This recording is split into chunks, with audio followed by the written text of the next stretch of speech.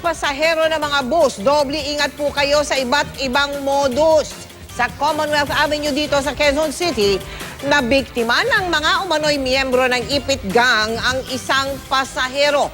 Ang kanilang estilo, eksklusibong tinutukan ni Emil Sumangil.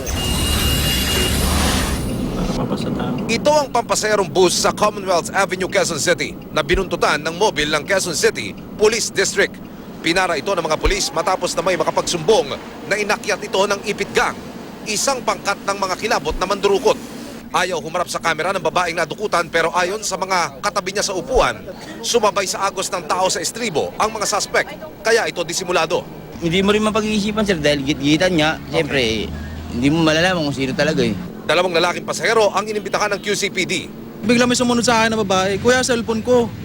"Ano?" "Cellphone." Sabi ko, "Bakit sa akin cellphone?" Sabi ko, "Sinong turo sa iyo na ako nagkuha ng cellphone?" Tinuro, lahat ng pasahero, ako daw ang tinuro.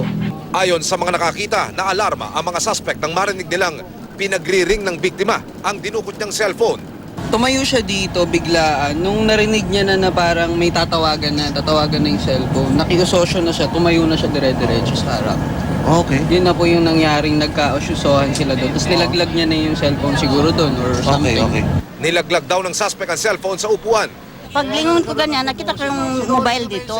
Nakita ko yung lalaki sa baba, sinuksok sa likod ko.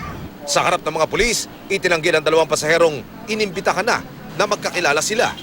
Kung wari lang hindi magkakilala, pero magkakilala bandang uli yan.